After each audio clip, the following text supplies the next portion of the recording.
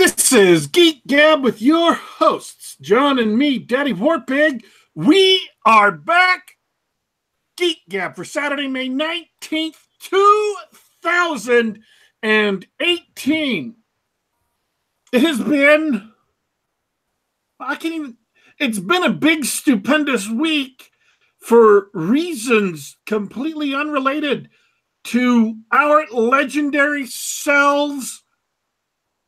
It's kind of strange to contemplate, but it is, in point of fact, true that there are other people out there in the world that occasionally do things by themselves, on their own. It's astounding and amazing, but I assure you, this is correct.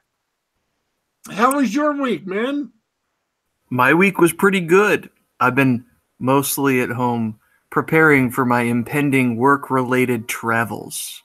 Oh, that's right. You're flying all over the world and stuff. Yeah, this is a good time to let everybody know that this is the last Geek Gab I'll be on for a few weeks, I think. So do you have any great guests lined up or anything? Oh, you're gonna miss next week's show, man. Is next week's show special? Should we just quit and wait till next week? It's Soylo, a Soy Wars story, comes out next week. Wow, I can't wait to not watch that. I'm going, of course, because it's my job. It's what we do here. But yeah, you won't even be here to let's guess it's a good thing you wouldn't be going and seeing anyway, because you won't be here. Maybe I'll have to find a guest. Yeah, and I'll be glad to stay away from the internet on that week too, because I don't want to see the backlash on this one. Oh, I'm sorry. I was presuming a lot about maybe the quality of the film and the fans' reactions to it. I am assuming it's going to be an awful, terrible, terrible, awful, awful, terrible show. That's my assumption. I'm happy to be proven wrong, but I don't think I will be. Yes, I even have it on. I have a good opinion from someone I was watching the film with, who's a sucker for action films, and when we saw the trailer for Solo, the most recent extended one, with all the quippy dialogue and action shots, she said, "That looks terrible." He's got negative charisma. Yeah.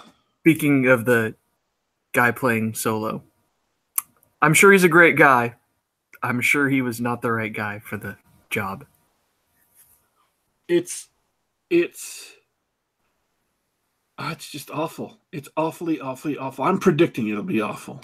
But then again, that's a pretty safe bet for most Star Wars movies nowadays. I don't want to talk about all the. We may have talked about that before. So bad. Think about how bad this film is. It's reached back in time and ruined our ability to enjoy a film that we just saw, that we wanted to sit down and talk about. That's how bad it is. It reached back in time. Have you? So I alluded this week to big stuff going on in the net this week. Have you heard about it? I've been sort of away from most of the drama this week. The big thing that I was paying attention to was there's a little bit of controversy in the gaming world with Origins Game Fair. Oh yeah, I forgot about that. That was what I was going to talk about, but that's absolutely true. Oh man, they went and they stepped in a big pile of dog poop and it's all over them now. They went and invited and immediately disinvited a prominent gun nut and libertarian science fiction author who's had on the show. We've had on the show, Larry Correia. Everybody reads his stuff, loves his stuff. Everybody who's met him at cons knows he's a great guy. Politics doesn't come into it at all, but apparently there's some woman who has a beef against him, and she stirred up the internet hate mob. And I want to say that the con caved, but judging by the comments by the organizer, the guy speaking for them, whose name I don't remember right now, he's a true believer. I think he's definitely, he would have been part of the internet hate mob if he weren't just a guy trying to run the convention. So that's really sad. The jury's out whether I'm still going to attend Origins Game Fair, but I'm going to be in Ohio. I'm going to see my friends. I'm going to play some Vampire, see some family, and so I can't guarantee that we're going to be at the convention anymore. This has been so bad that Michael Z. Williamson, who's also a Baen author, published by Baen, the same way Larry Correia is, has his lawyer formulate a letter to send to the Origin Games Fair, claiming defrauding him. And then, I mean, I'm not a lawyer, but that's a stretch, man. I have no idea, but he gave it to a bunch of other people. So, and then John Ringo, who himself was disinvited from Con Carolinas just a few weeks ago, posted a big long rant about it. And then David Weber, who is a left-leaning Baen author of the Honor Harrington series, also got mad about it. There are a very small community of authors in the country. There's, if I remember right, Larry said at one point, there's something around 1,200 people who make their living writing books in the entire country, right? 1,200 people. So word gets around in that community. That's the size of my high school. That's pretty small. I mean, it's big enough to have cliques, big enough to have feuds, big enough to have lots of infighting and stuff, but that's also big enough so that if you do something that pisses off one author and then pisses off a bunch of people around them. I mean, even Cat Rambo, right? Cat Rambo, who's the head of the Science Fiction and Fantasy Writers of America, Cat Rambo, who blocked John Della Rose, who's been all over him, even she was mad at Origins, and she is pretty much an SJW. I see absolutely nothing that, says she isn't an SJW, but she was mad at Origins. They have made a huge error. Yeah, when Cat Rambo, who by all accounts is a nice lady, but on the other hand would also like to ban John Della Rose from everything. When she can tell that they messed up, they messed up. So yeah, it's getting ugly, and some people, not Larry, mind you. Larry is just like, yeah, screw it. I'll go to different conventions. I've been too many conventions, too busy anyway. He doesn't care, but other people are upset. And John Ringo was talking about, if he hears any convention like this, just making a list and never going there again. But it's funny because almost the same thing. So they announce Larry Correia, they get slammed by internet hate mob, and then within 24 hours they disinvite Larry Correia as a guest of honor.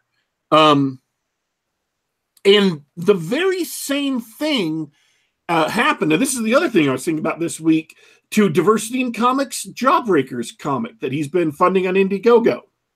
Oh yeah, what happened there?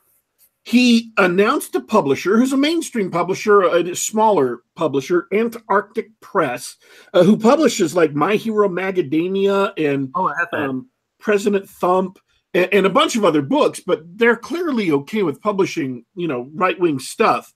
By the way, we should get the author of President Thump on the show. I know people who know him, so I can try to shake the tree and see if we can get him on the show. That would be a cool show. So they announced, Diversity in Comics announces that Antarctic Press is going to be their publisher for the Jawbreakers comic. Jawbreakers Lost Souls, I think, or something like that. And then within 24 hours, they've gotten an internet hate mob up. According to Diversity in Comics, I happen to believe him. The owner of the company, or one of the 3 or 4 owners of the company, calls him up that night in tears and apologizes for it, but Antarctic Press drops Jawbreakers. And since that's happened, they've made $100,000 more on the Indiegogo, and they've formed their own company their own publishing company, Splato Delgado Comics.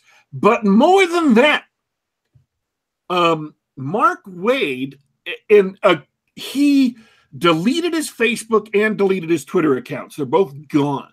The rumor was spread by somebody who posted on Reddit, and so we don't have any confirmation of this. All we have is this one Reddit post. The rumor is that he was ordered off the internet by C.B. Cebulski, who's the head of Marvel Comics right now.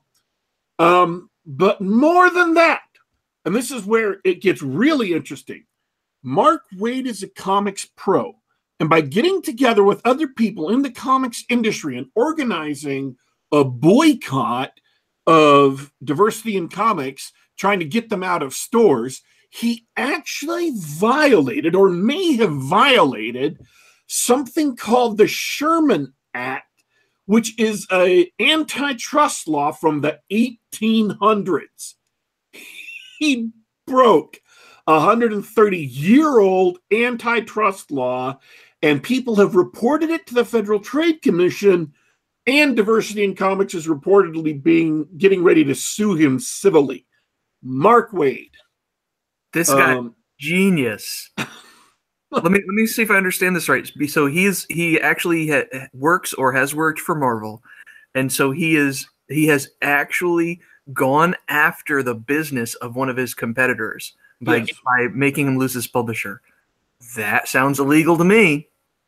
So it's insane, and I think I know that I should be feeling like in a serious mood, where I was a serious commentator commenting on serious issues, because it is kind of serious, trying to form a cartel in the comics industry, not for the purposes of meddling with prices, not for the purposes of taking control, but forming a cartel just for the purposes of keeping out a competitor whose politics you don't like, who in fact hasn't done anything more than criticize how crappy your comics have become lately, how politically propagandistic they've become lately, and having an impact on the industry. Despite that, you try to ban him from the industry, claiming he's a harassing harasser and he's a Nazi and he's whatever. That is not only new and insane, it also, I believe, presages what we can expect in the future as SJWs get older and older and rise into positions of power. We see that in Facebook and we see that in Twitter, where they are announcing new policies all the time to ban conservatives and to keep conservatives from talking with people who aren't conservative, try to form this ghetto of right-wing thought trying to deliberately form a ghetto of right-wing thought, or just banning people. And now that we've got a friend of a friend ban, which is, even if you haven't done anything, because you follow or are followed by these bad people, you're now banned, even if you haven't done anything wrong at all. So, yes, it's part and parcel of this serious attempt to take over a bunch of industries, to completely exclude anyone whose opinion isn't approved of by the social justice cult.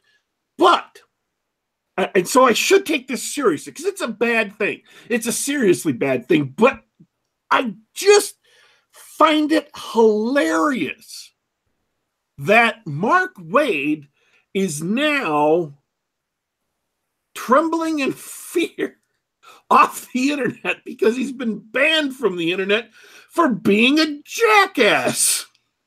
That's the one thing you're supposed to be able to do on the internet freely. I'm pretty sure that's what Twitter was invented for. I mean, all the time people used to say on the internet, oh, there ought to be a law about this particular behavior or that particular behavior.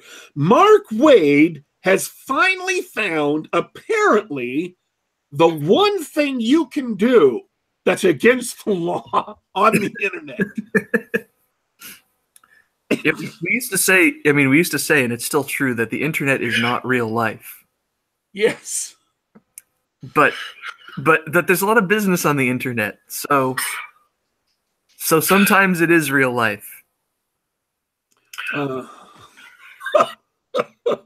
I'm just finding it all amusing, is, the these jerks who have been, trying to, and they're marching up and down and pounding their chests and talking about how powerful they are, because despite the fact that they are tiny little nobodies, here I'm not referring to Mark Waid specifically, but the other SJW gatekeepers, they are tiny little nobodies who have no job, but who nevertheless are able to whip up a hate mob. So they've gained a lot of power in the industry, and yet all they can do right now is just sputter impotently as Diversity in Comics does his thing.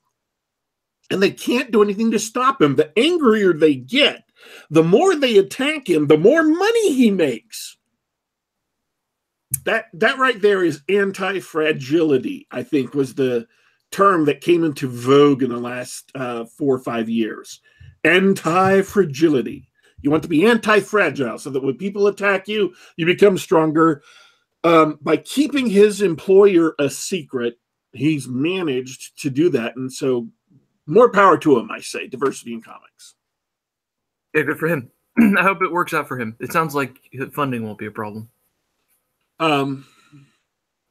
So, by the way, I did buy Jawbreakers because I try to support people who have been targeted by social justice hate mobs when I can and how I can. So I put into the Indiegogo at the $25 level because I don't need the posters. I just wanted the comic to see if it was any good. So, yeah. Well, but it also must be said that you didn't just do that for the charity of it. You're also a comics nerd, and you occasionally buy and or read other comics. I do buy comics. I bought a lot more comics since I started watching Diversity in Comics. So, he's having a positive impact on the industry because people are buying comics that he likes. I've bought into DC's New Age of Heroes, and some of them are pretty terrible. Some of them are, kind of average, but 1 or 2 of them are really genius. And we talked about that on the show a couple weeks ago, I think, about the New Age of Heroes. But yeah, still love Silencer. I think it's a great comic. I think it's the breakout comic of that pack, and I wish it could get a wider audience. So I have read the most breakout comic of the year so far. I was gifted a copy of My Hero Macadamia. Oh yeah, how is that? It's hilarious. It's just a cheesy little book with it's got some fun pictures and it's got some great Easter eggs in it. Lots of internet jokes make their way onto the page. I've heard it isn't so much a political work as it is just pretty much a straightforward superhero comic with some amusing characterization because of who they chose to make the hero and stuff. Yeah, that's right. It doesn't really talk politics. It's superheroized Trump and it is completely silly and over the top. It's sort of what you would imagine. This would be North Korean style propaganda about Trump, where Trump's a superhero, and I'm going to give this one away.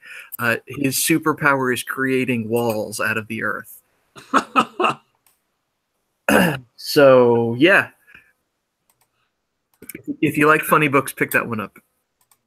Now, did you read President Thump? No, I did not. Okay. I haven't either, so I have no.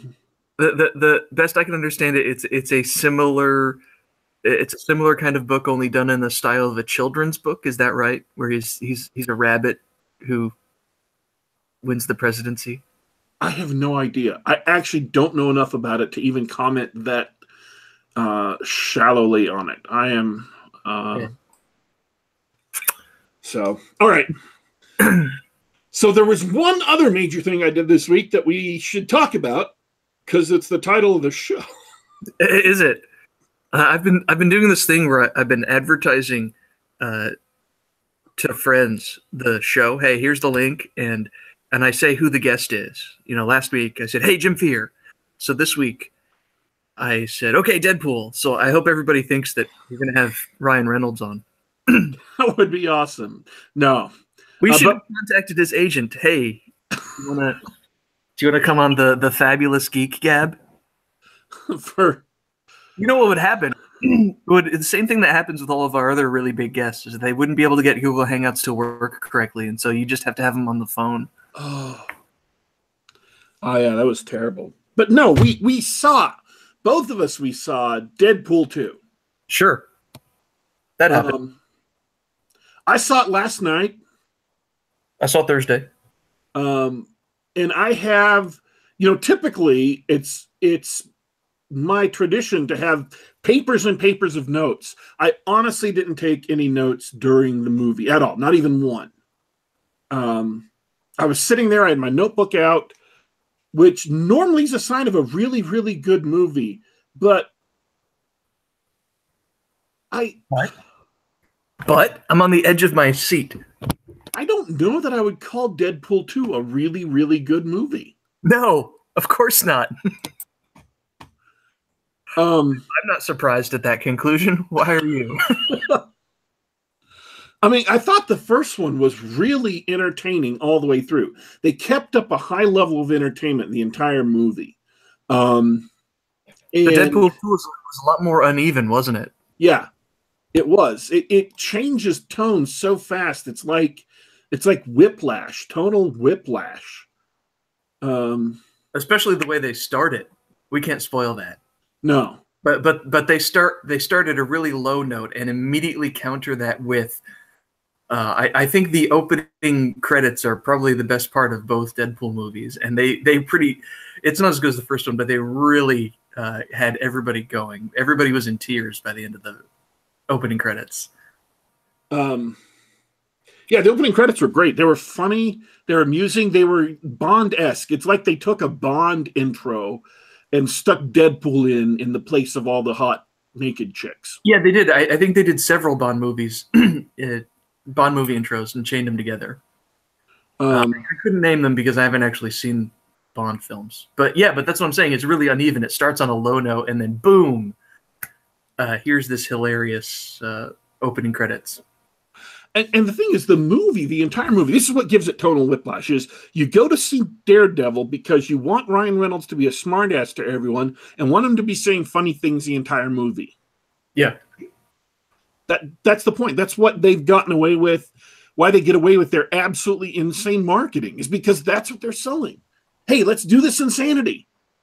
And this movie, half of it is the insanity, but the other half is really kind of depressing. They're dealing with dark and heavy themes in Deadpool 2.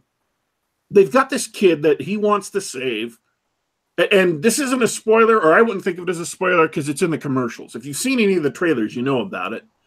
And we have to describe at least something in the movie, other than the first scene. Normally I say, hey, it's the first scene, it's not a spoiler. But in this movie, the first scene is a huge spoiler. Don't spoil it. No, I'm not. I'm not going to talk about it.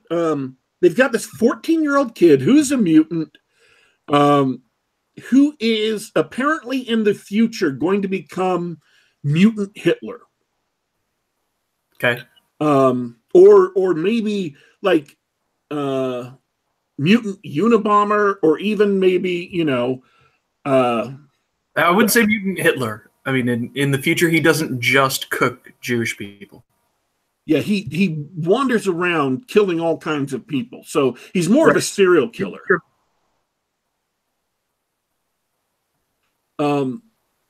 So Cable comes back in time to stop this kid from becoming his super serial killer self. And he's going to do that by shooting the kid full of holes, or maybe blowing him up with a grenade or whatever. It's pretty dark. Cable himself is really grim and ruthless and brutal, and then the kid is his character arc over the movie gets to be really, really dark.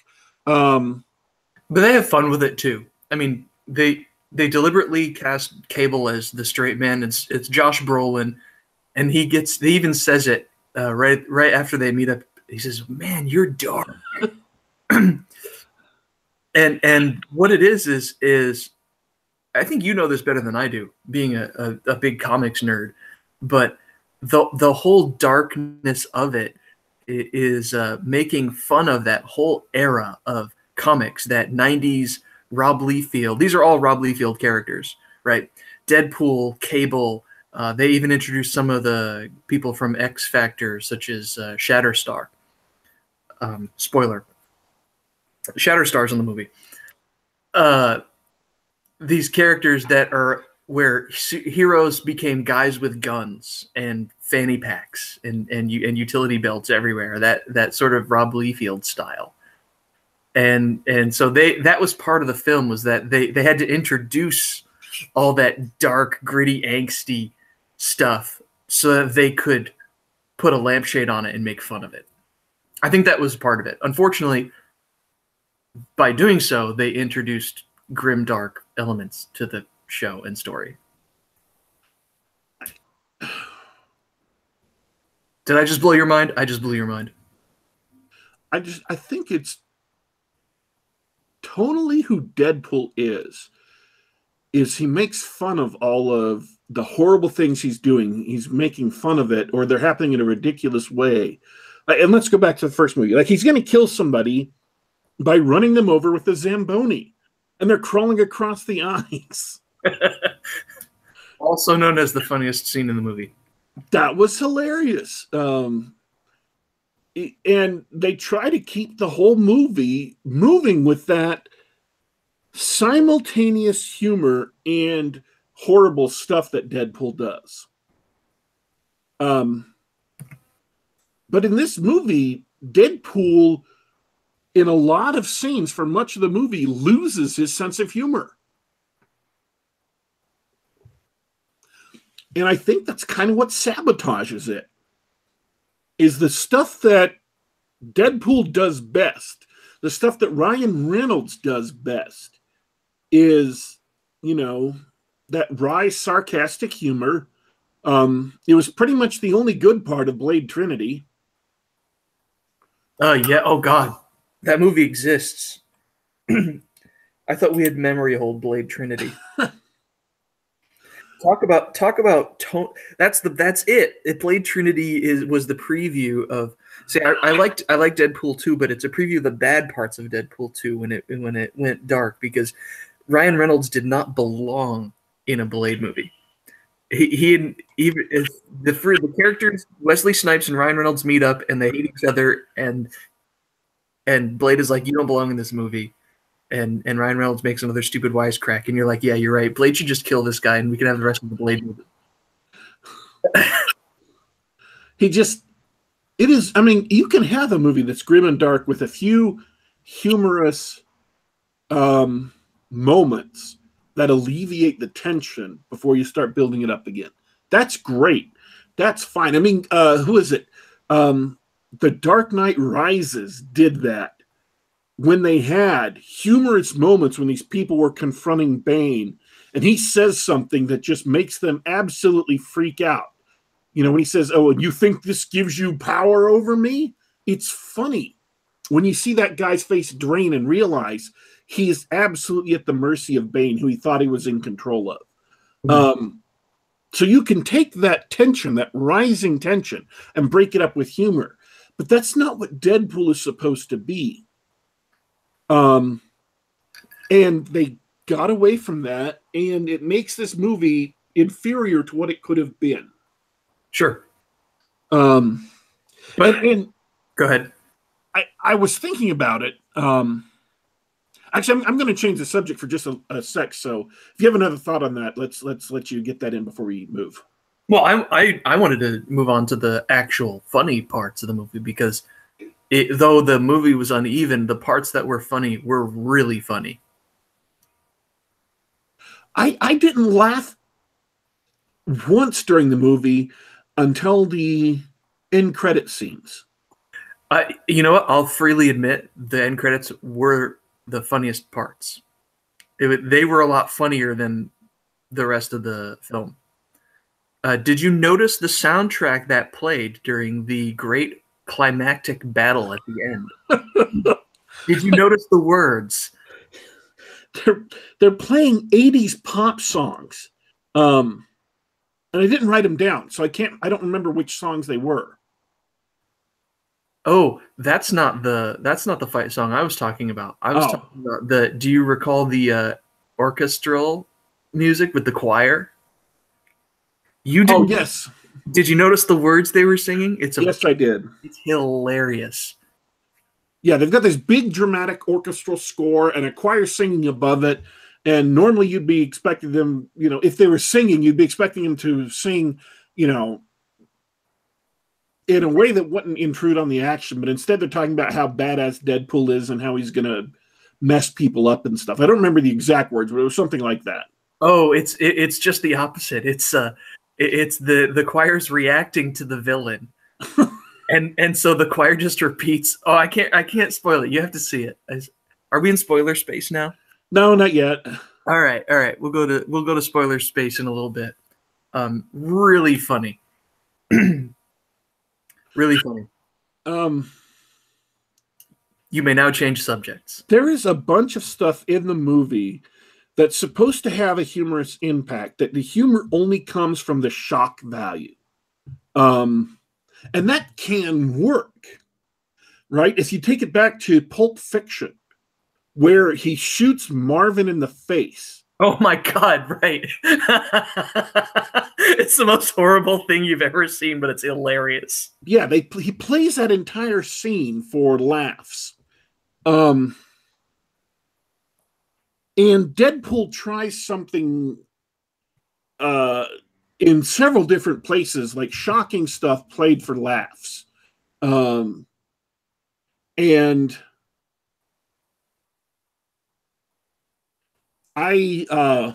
it did not work as well for me as it did in Pulp Fiction.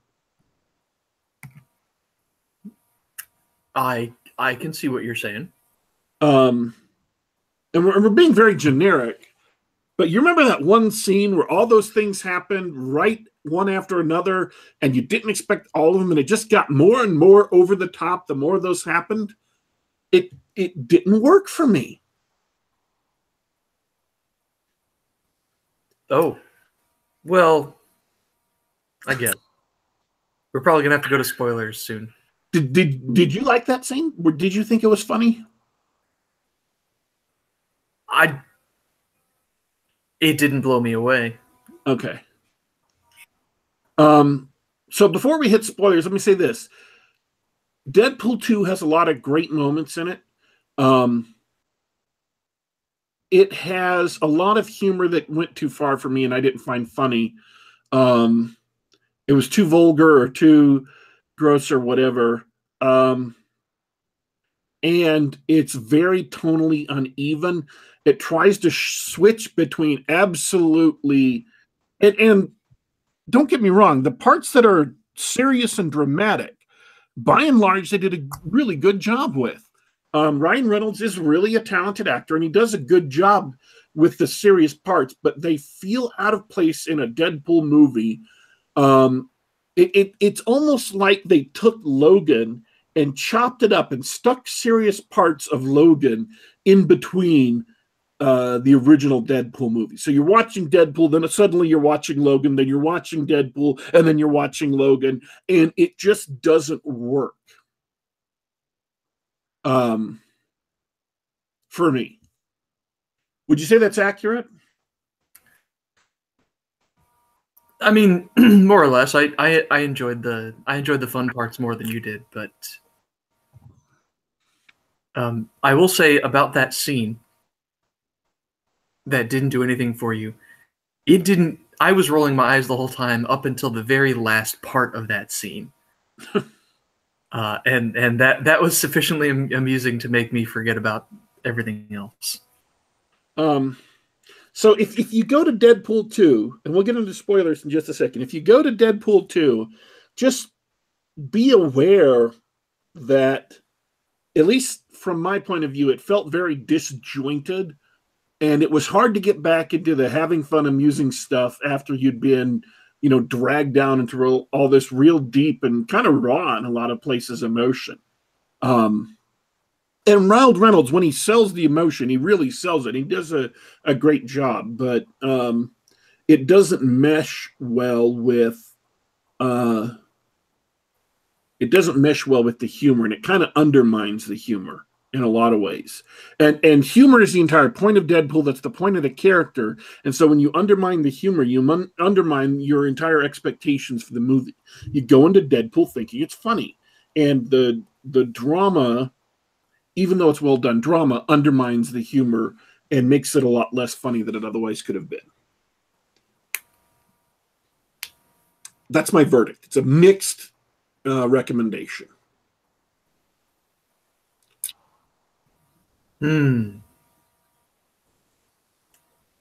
I think I feel the same way as you, but less so. I think it's enjoyable for what it is, because I think the humor is sufficient to keep you going. You'll be bored at points of the movie, but it comes back and gets you.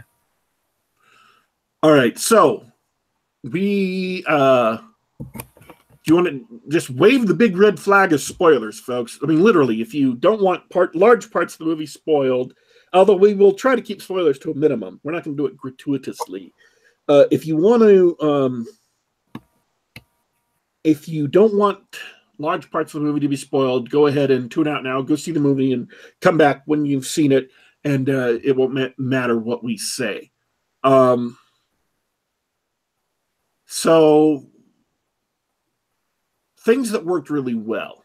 I thought the scene where Cable was interrogating his partner, T.J. Miller, I thought that was, I liked that scene. I thought that was a funny scene. Yeah, that was great. I should have mentioned that during the review. Now that you mentioned that scene, they actually had way too much of that guy, because he was a breakout character with that whole ad-libbed avocado face scene in the first film, and they needed to use him sparingly. They did not. Same thing with the cab driver. I keep wanting to say Mohinder, but that's that TV show Heroes. Dopinder. Okay, they use such a similar name. Dopinder. Really great gag in the first film. He should not have been in this one. Every minute he was on the screen was wasted screen time. Terrible character.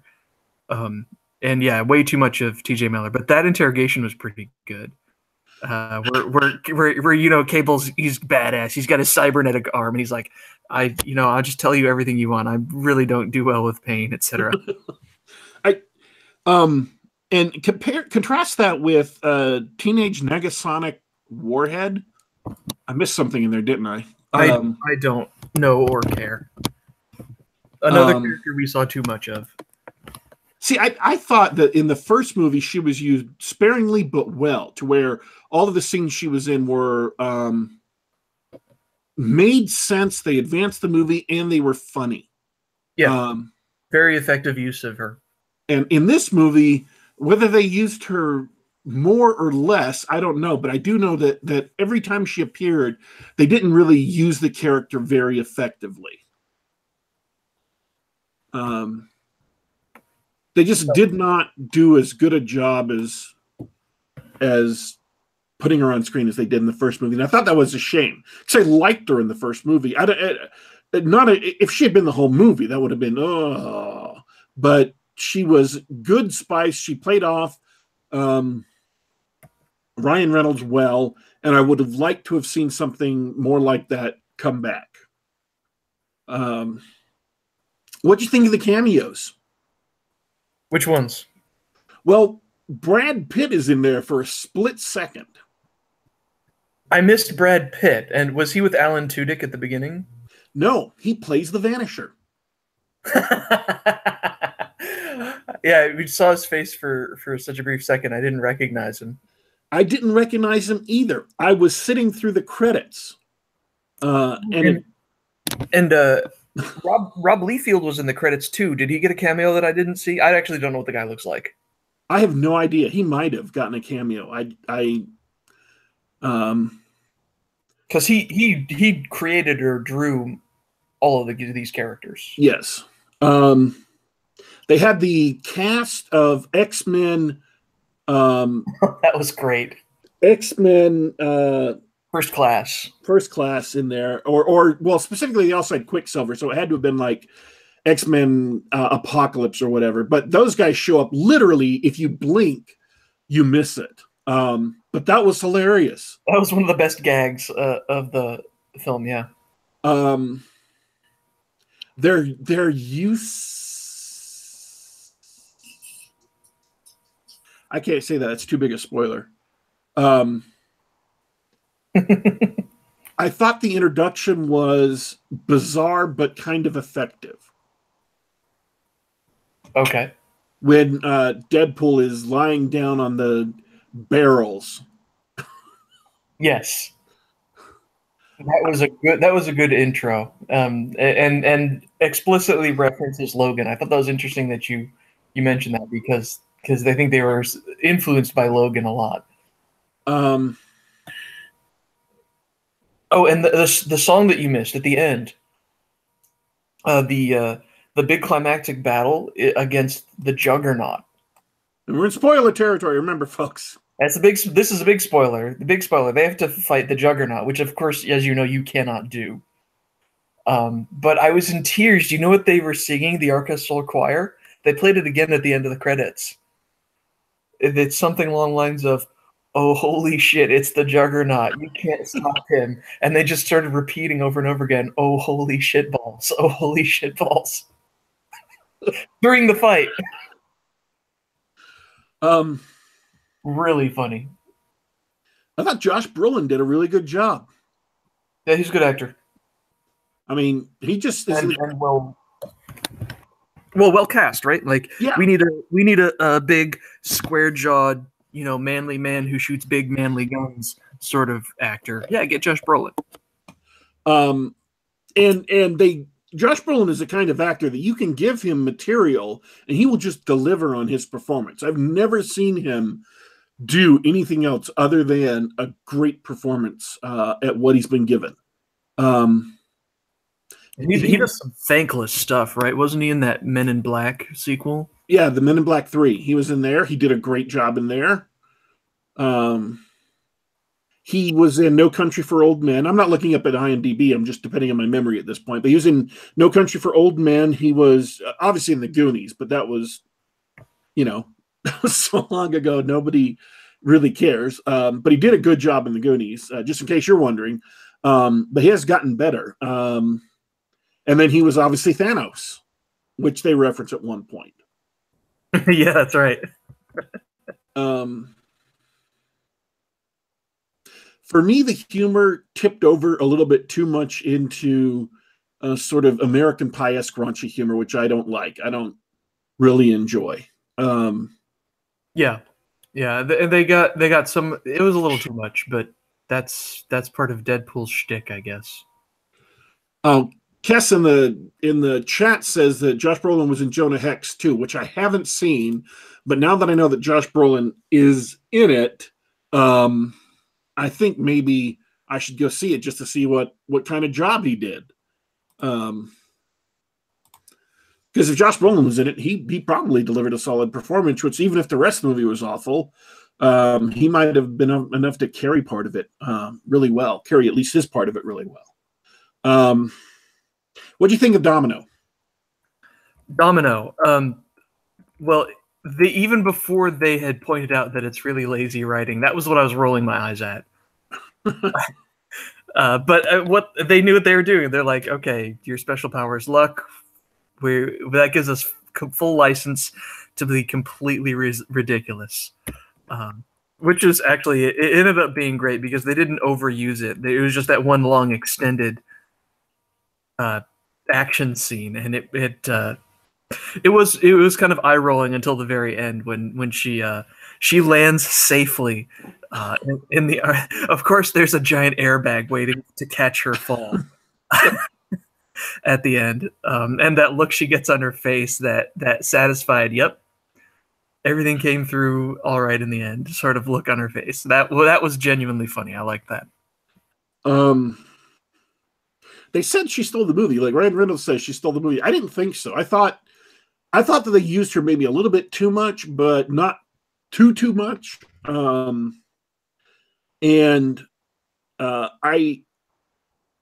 I had a conceptual problem with her character.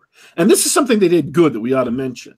Deadpool is literally invulnerable.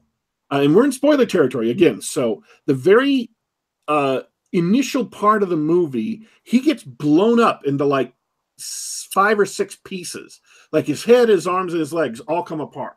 But he lives through it because he's Deadpool, and that's what he does. Sure. And so you already have a problem with a super invincible character.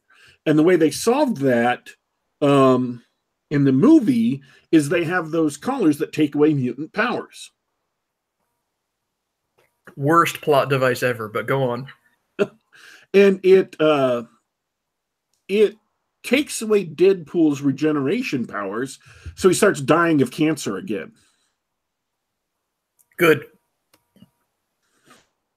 But the problem with Domino, as she's depicted in the movie, is she's another character that nothing matters. No matter what she does, everything turns out all right for her. You know, she doesn't even take a scratch in the movie.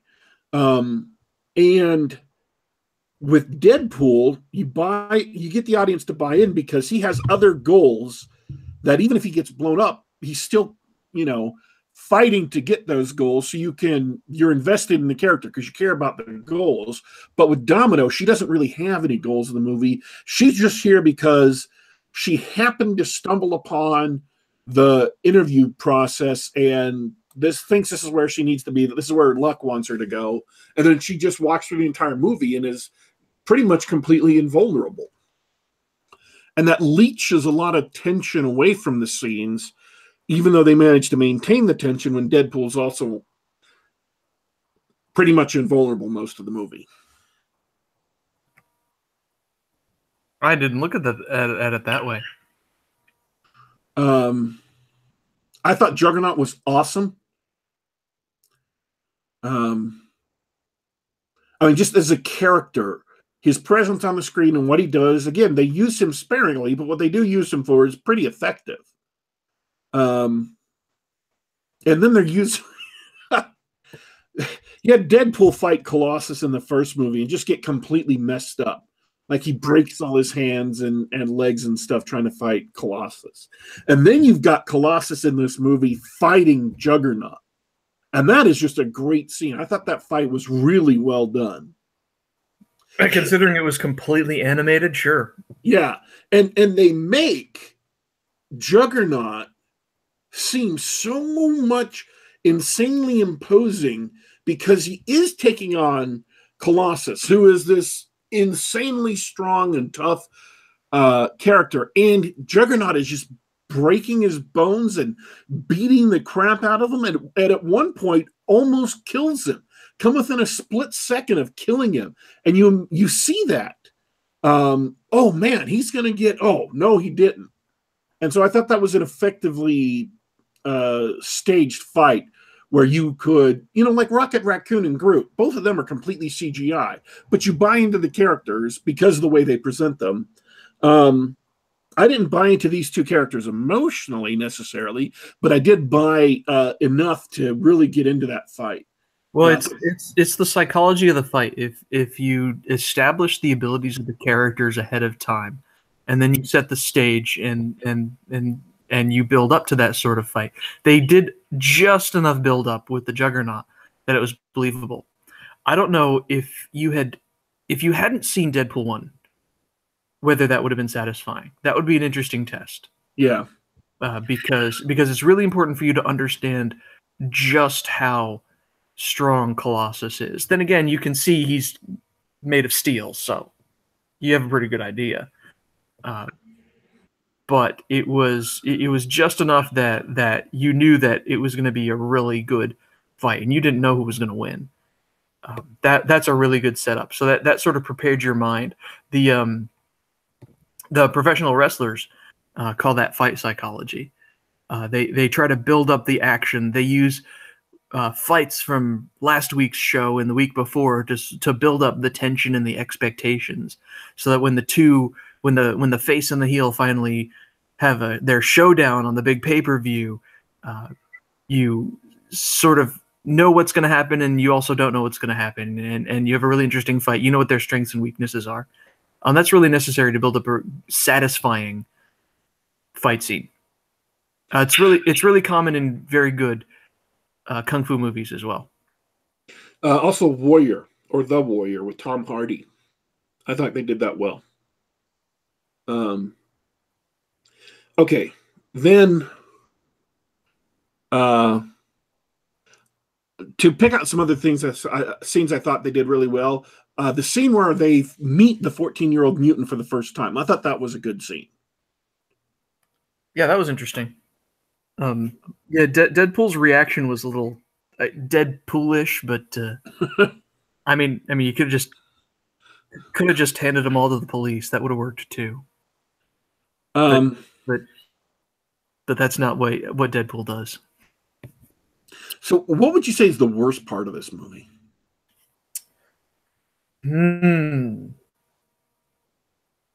Let me think out loud. I mean, there were troughs, but I think they were pretty shallow troughs. None of them was really standout horrible. I'm gonna say that collectively, all the wasted time with Dopinder and what's his name, I mentioned before, the bartender at the bar. Yeah. All of those, they weren't just not funny. They were just a waste of our time. They could have cut almost all of it from the film, and it would have been better for it. Yeah, I agree. Those characters are kind of dead weight a lot of the times, and I kept on waiting for them to do something interesting with Dopinder, and they didn't. Whereas in the first movie, they did something really great with him. Yeah, that was funny. And I think in the list of missed opportunities was they introduced a few characters that had almost no screen time. One of them was a superhero played by Terry Crews. Yeah. Who is an amazing talent in physical comedy. Just the things that he does with his face and his body are hilarious. And they should have given him all of Dopinder's screen time. And okay, so we're in spoilers now. So this is a big spoiler. I was really disappointed that some of the scenes that were in, I don't know if they specifically shot scenes just to be fake outs in the trailer to lead you to expect more than what would actually happen. I thought that it was criminal that character at least didn't get more screen time. So I was looking forward to him. I thought that he had potential to be an interesting, cool character. Yeah. Yeah. So it's the last 5 minutes. This is the biggest spoiler for the entire movie. If you haven't seen it, do not listen to what I'm about to talk about, because I want to get John's opinion on this, but you just don't listen until you go see the movie. What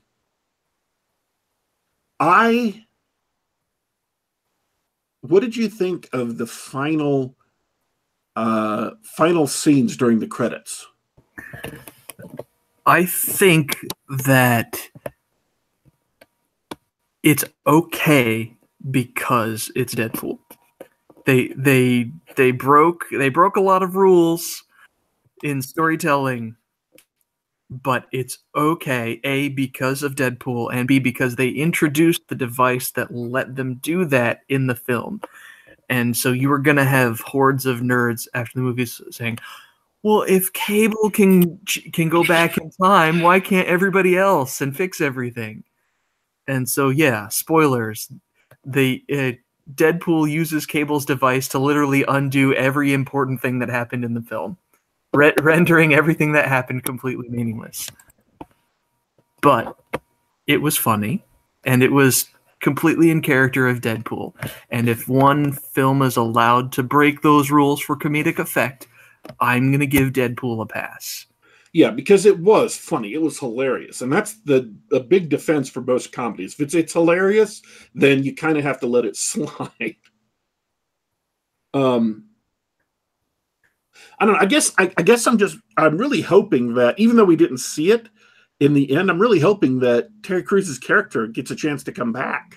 Yeah, they sort of gave you the impression that that Deadpool went back in time and only saved one of the members of X-Force. Yeah, the rest of them die. I personally like that version. I yeah, I just he had interesting powers, and I think they could have been used interestingly. And I think that the other characters didn't really interest me all that much. The Vanisher, I didn't care about. Zeitgeist, who spits, vomits acid, I didn't care about. Shatterstar, I don't know what his mutant powers are. I have no idea, and I don't really care. I mean, he uses two stupid-looking swords, and he wears a boxing helmet. Like that's his. And of course, he's a Leafield character. This is a Leafield original character. So not only does he wear like a boxing practice helmet, he's got pouches everywhere on his uniform. That's all I know about Shatterstar, because it was the '90s, and the coolest you could be was a guy with long hair and swords. Hey, it worked for Dritz, right? Don't get me started on that. Yeah, it's odd that's like I think my biggest feeling of a missed opportunity is that they didn't use his character more effectively. So yeah, that's too bad. Just so that you know, they've announced the X-Force film. Only Josh Brolin, Cable, Domino, and Deadpool are on the cast list so far, though. Oh yeah. So we'll see. We'll see.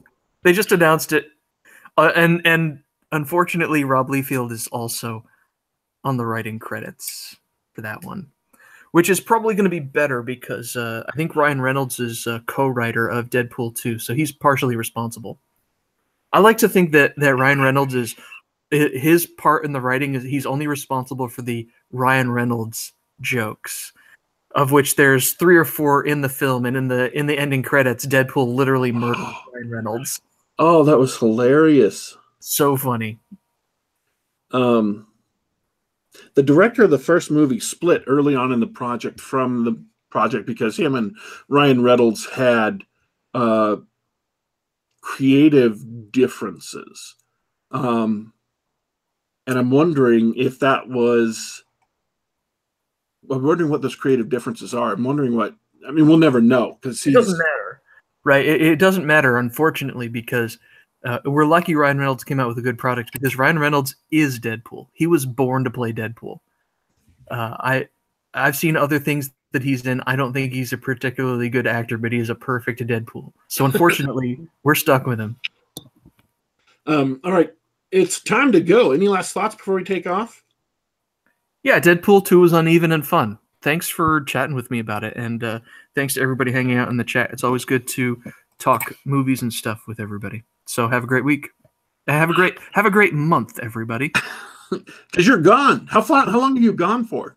I'm going to be gone for work. I'm going to be traveling for 3 weeks, and then the week after that is the week of Origins Game Fair, which, like I said, I may not be attending, but I'll still be out of town. So I'll be gone for at least 4 weeks. Wow, I better get some good guests lined up or something. I think you can handle a whole show by yourself, but it'll be better with guests. See, it's not so much that I could handle a whole show by myself. I just feel this sinking feeling in the pit of my stomach at thinking about having to talk for solo for an entire hour. I mean, we've let you do it before. What I imagine that show being is me just, pounding my head against the mic and weeping softly to myself for an hour about what Star Wars has become. Oh yeah, no, don't do solo. You want to have a friend for that one. I'm not looking forward to that at all. Who told Emilia Clarke she was a great actress? What? Who told people that Emilia Clarke was a great actress? I can't help you with that. I can't. We need to end the show on a positive note. DW, what you got? She's just not. Oh man. I mean, she was terrible in Terminator Genesis. I think she'll be terrible in this movie. And honestly, I don't think she was all that good in what got her big break, which was Game of Thrones on HBO. This is why I have no idea who you're talking about. Is she the squeaky brunette in Solo? Yes. The one who says, "Oh, I know who you really are" and stuff. Oh, yeah, I've never seen anything she's in. Why would I? You haven't seen Terminator Genesis? No, come on. Come on. I watched it. I had to watch it. I talked about it on the show, I'm pretty sure. And then she's in Game of Thrones, so she's big. She's just not a good actress. Well, we should have her on the show then. Talk to her about it. Yeah. All right, something positive. Let's see. Something positive. It's been a bad week for positive. They announced the new Thundercats. That looks awful. Is awful. Will be awful. Yeah, that gave me just watching a partial part of a second clip gave me an aneurysm. Because it used to be that Thundercats, if you watch the old cartoon, it has not aged well. It's really a dumb show, but the art was nice. It was really nice animation, and now it's both. It's both poorly drawn and a stupid show. So, that's it. It's over. Oh, come on! There's got to be something positive out there. Something positive out there. I don't know. In pop culture these days, I'm not sure there's much left that's positive. Oh, I know what's bringing me down is I watched hours upon hours of YouTube Red last week to do a review of it. So that was a ton of YouTube Red. And then this week I watched 3 Netflix movies that were all uniformly terrible. I'm not even going to do reviews on them because they weren't even terrible in interesting ways. They were all boringly terrible. So that's brought me down. That's been a big burden of my, normally sunny and bubbly personality has been brought down the past week, courtesy of YouTube Red and some bad stuff on Netflix. Oh, I've got some good news. Okay. The cards came in from Drive-Thru Cards for the new Vampire set. Yes. Great cards, good quality. I'm looking forward to using them, so I can now officially recommend them to anybody who wants to get back into the game. All right. Well, there you go, folks. If you play Vampire the Eternal Struggle, some good news for you. Okay, we're going to take off for today. This has been Geek Gab, Saturday, May 19th, 2018. This is episode 141. You can catch Geek Gab on youtube.com/geekgab or get us on the Google Play Store, get us on the iTunes Store, or at soundcloud.com. Just do a search for Geek Gab. You can subscribe to our podcast in any of those places and get us downloaded right to your mobile device of whatever brand you favor. We are signing out for today, but don't you worry, don't you fret. We will be back.